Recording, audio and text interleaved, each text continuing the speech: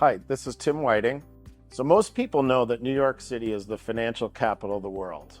And what better place to hold a conference than right in the middle of Times Square at the New York Marriott Marquis. So come and join the Investments in Wealth Institute for our Investments in Wealth Forum, which will be held November 28th through 30th. Got a great agenda of speakers. It's the largest gathering of SEMA, CPWA, RMA, and CFP certificates in the metropolitan area. And you're just going to have a great time, a great experience, and get to see all the things that New York has to offer.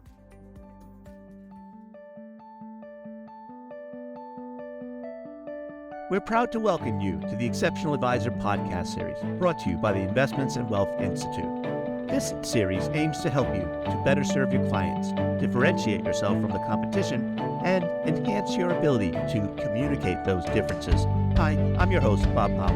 My guest today is David Macchia. He's the president and founder of Wealth 2K. David, welcome to the podcast. So, welcome to the podcast, David. Hey, thanks for having me, Bob. My pleasure. It is a pleasure. It's been a long time since we've chatted, but for the benefit of folks who may not be familiar with you and your work, do you mind giving us a brief overview? Oh, sure. Yeah, I'm old, as you know. It's a 40-year veteran of the business. Came in through the insurance store, got involved with investments, and worked in the annuity business and the life insurance business for a long time, and then moved into retirement income distribution around 2004.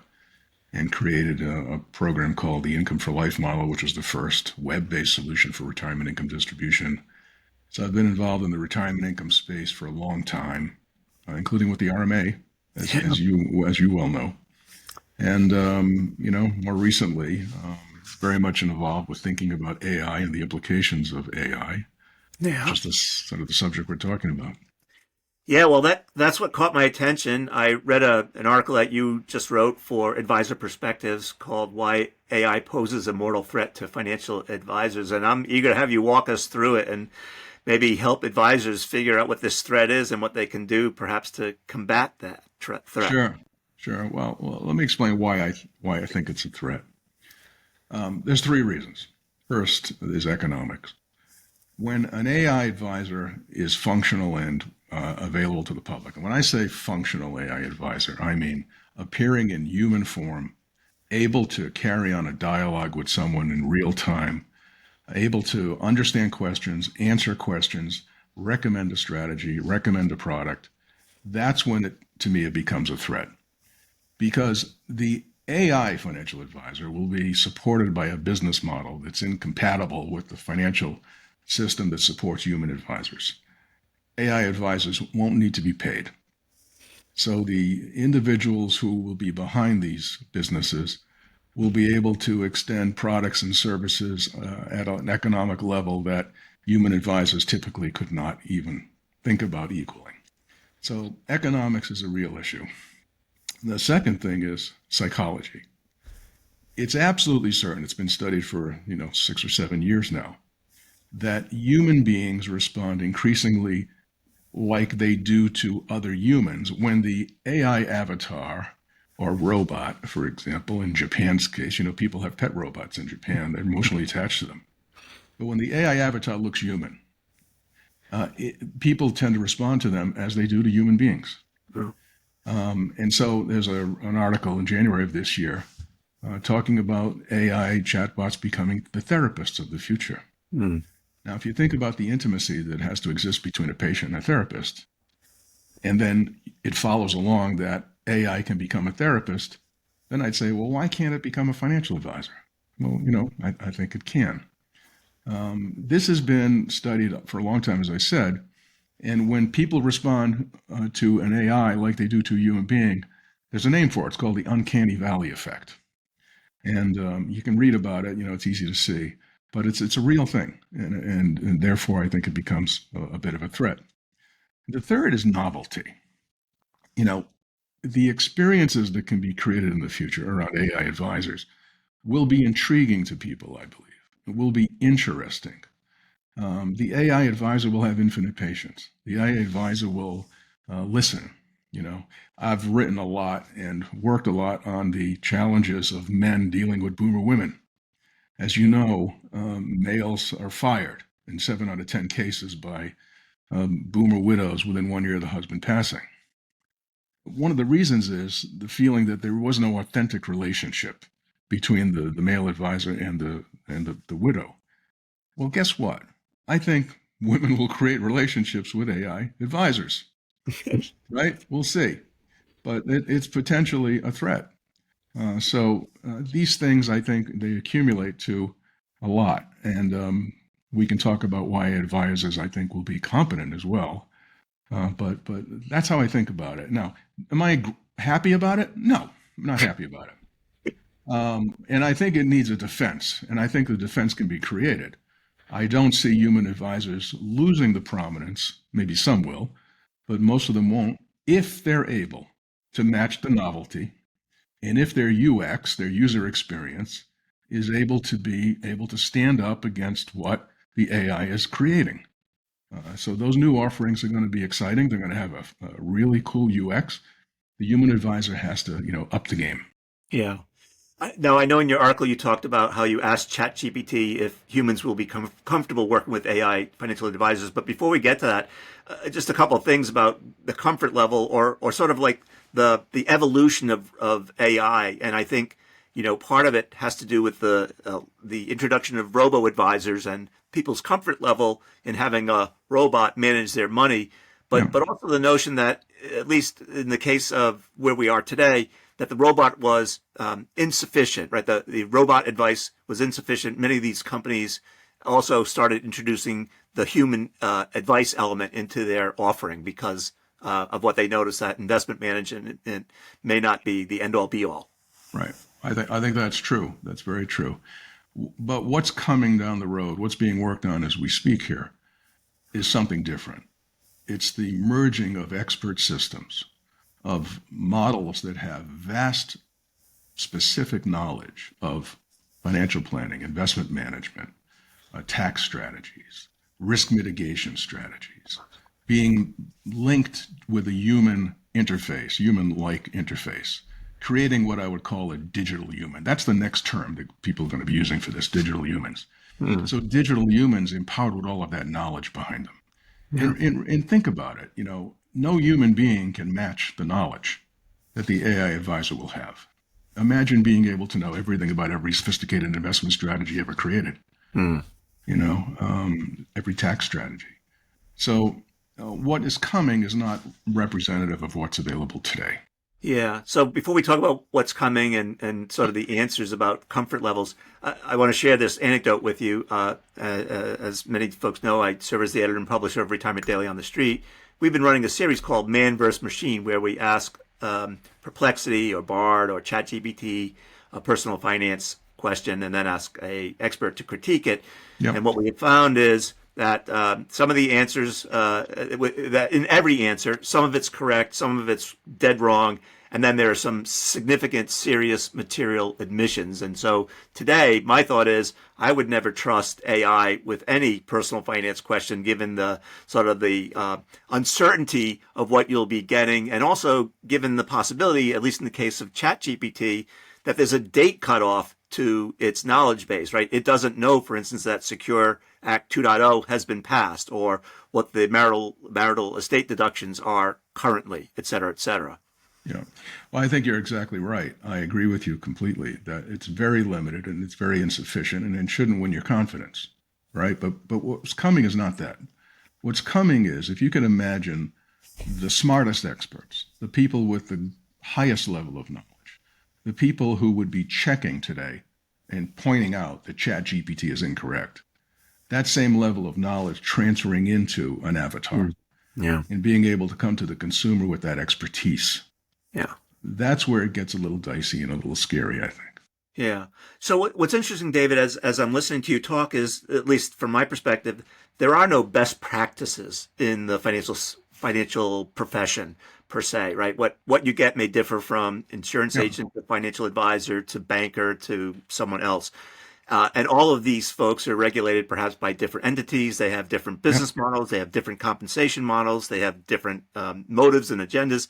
How do we make the digital, what do you call it, the digital Digital human. human Digital of the human. future, be sort of, I guess, be able to disseminate best practices? Well, it's going to understand a whole bunch of best practices. It's going to have a massive amount of volume of knowledge.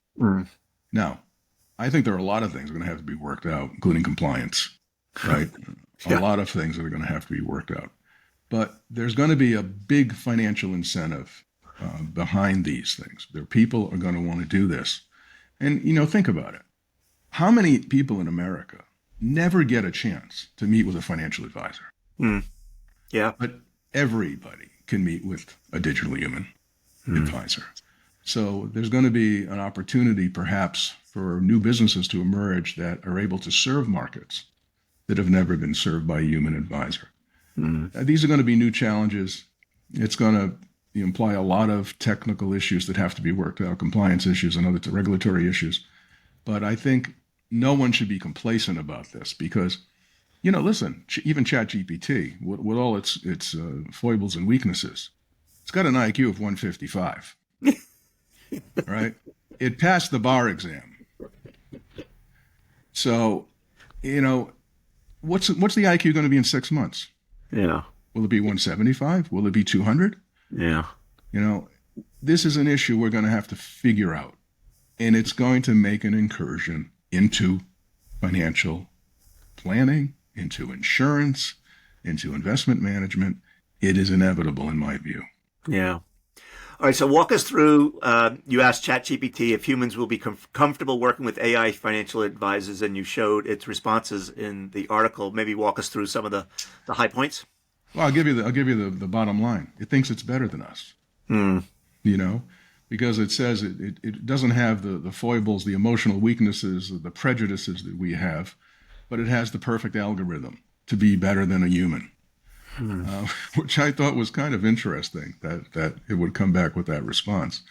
And so if you ask, and anybody who's listening to us can do this, will AI advisors be superior to human advisors? You'll get 10 reasons why ChatGPT thinks it'll be better. Yeah. Mind you, it's been programmed by humans. Yes, of course. That's right. And that's a whole other set of issues that we have to think about, But I'll read you one thing from the article. This was kind of the last part of this answer. Digital human financial advisors combine the best of both worlds, the efficiency of AI-driven algorithms and the empathy of human advisors.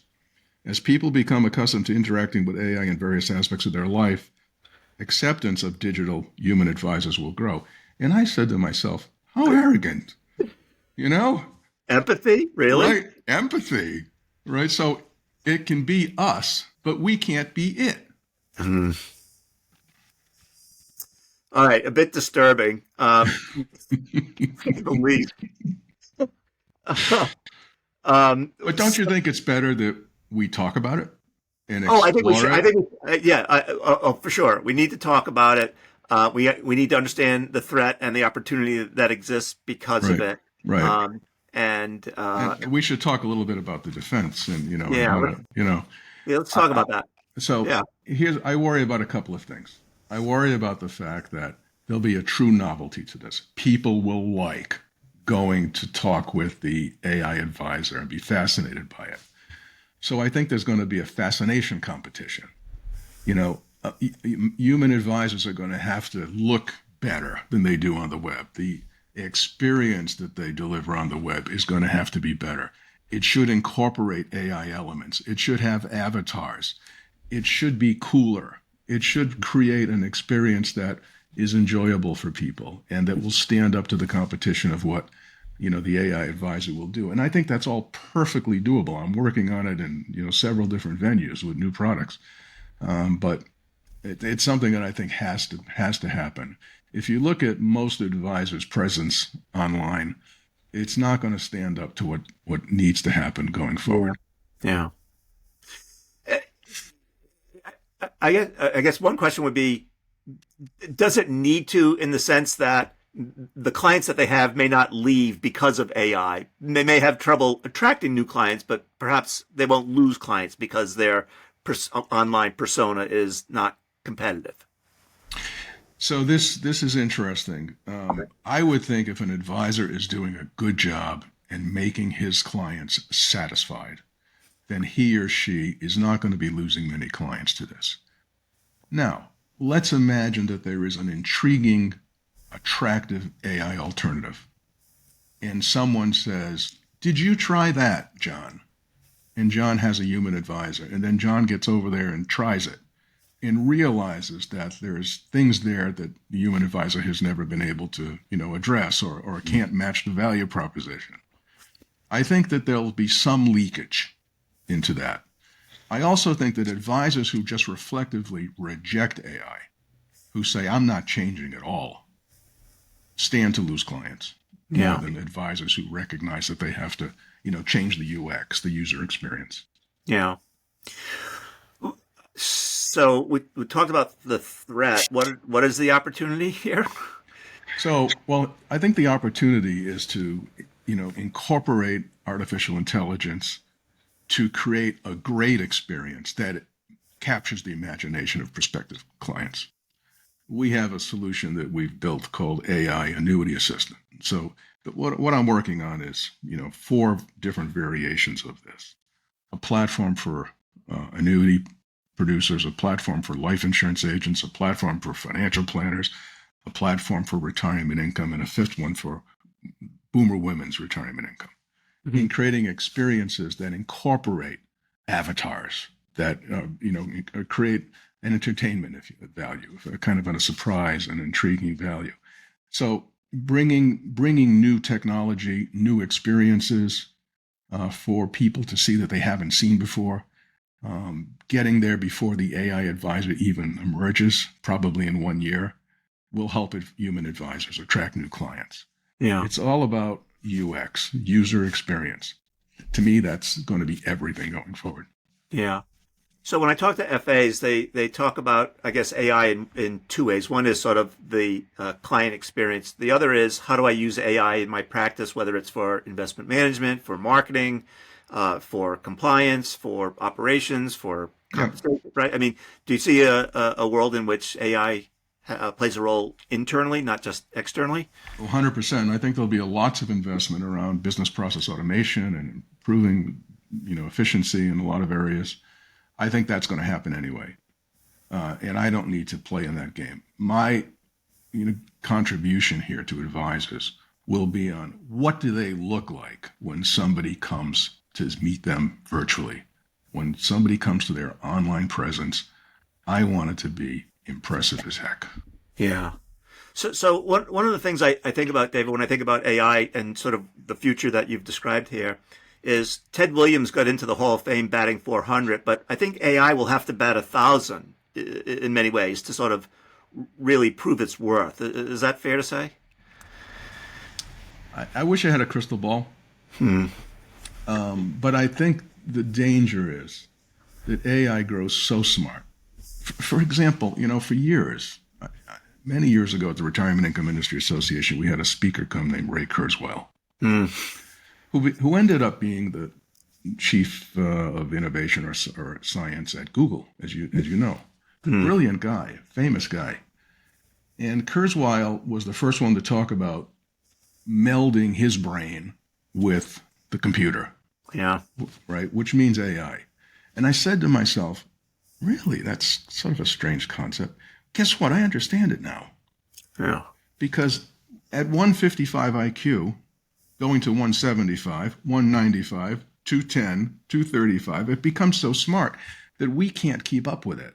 Yeah. And so I would understand why a Kurzweil would want to, merge with AI, because how else can we be on the same playing field? Yeah. So that brings up another question, right? Every response you give sparks another question, which is, I think, I'm sorry. No, it's okay. For me, it's an occupational hazard. So what you've described to me is knowledge, but perhaps not wisdom. And where does AI get the wisdom? I don't know that it has any wisdom currently. It has a lot of knowledge. Right. Right. Can it get wisdom? Can it get the nuances of a human thought pattern? If it does, will never go back to the world we knew before. Yeah. And it may get there. It's interesting because you talk about these, I won't call it, wisdom is certainly a unique feature. Empathy too, and I'll go back to that here right now, which is this thought that I was talking to a client of an advisor who says to me, I know I'm not the advisor's biggest client, but I feel like I am when they talk to me. And that was a really interesting sort of remark, right? Because I'm not sure an AI could ever replicate that, or maybe they can. Well, this gets into what may happen. We can't know, but AI can become so intelligent that I think it'll be possible in the future that it becomes like us, even in that regard. We'll see. Yeah. But the rate of its capacity to learn things, I mean, it can be somewhat creative right now. You can ask it to do creative things. A ChatGPT, for example, as you know. So we wouldn't have thought that was possible 5 years ago. We would have said the same thing about that. Creative? No, it's never going to be creative. Well, it's quite creative, right? Yeah. So it may be quite empathetic in 5 years. Yeah. No, I think it might have been Perplexity, or I forget which one exactly, but it asked me about myself, and then it wrote me a story about me. Right.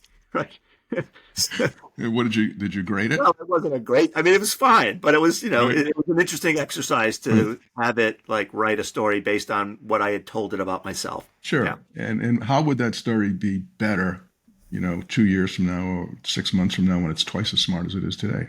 Yeah.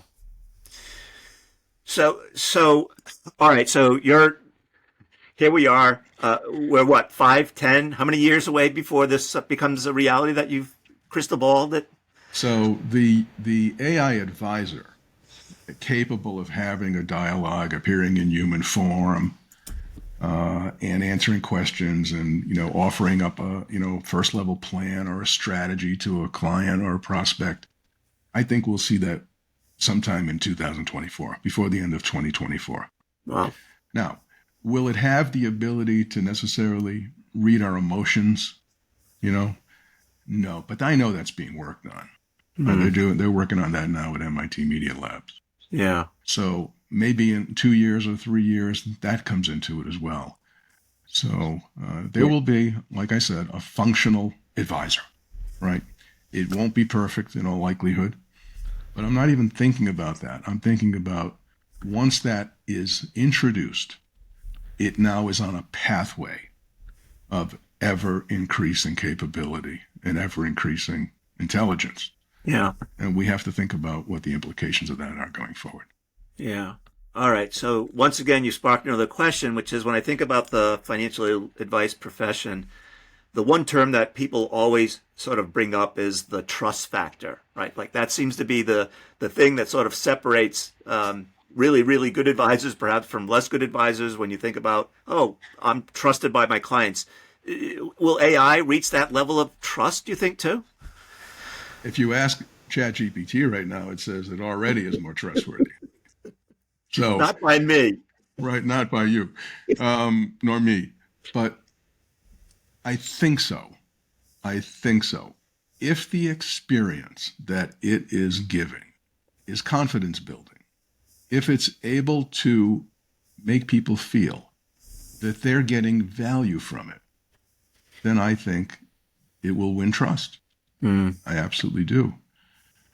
But like I said, I think what human advisors need to be thinking about more than anything else right now is, how do I incorporate AI at the client, prospecting type level, if you will, my client relations level, so that I can be perceived as being at the very state of the art of this changeover. Yeah. All right, Dave, we've covered a lot of ground. I think I've run out of questions, but feel free to reemphasize anything. You could ask ChatGPT for additional questions right now. Oh, I could have, but I didn't, but I have, and I find it to be a useful tool in that regard. Yes. So, Listen, I appreciate you having me on. It's always good to chat with you, Bob. likewise. Thank you, David. Take care.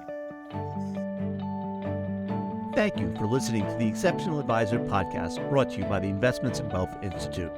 If you've enjoyed this podcast, please subscribe through iTunes, Spotify, or our website at www.investmentsandwealth.org/podcast to get the latest episodes of our Exceptional Advisor podcast series.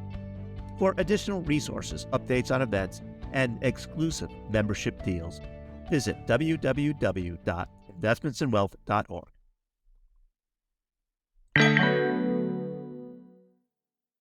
Hi, this is Tim Whiting.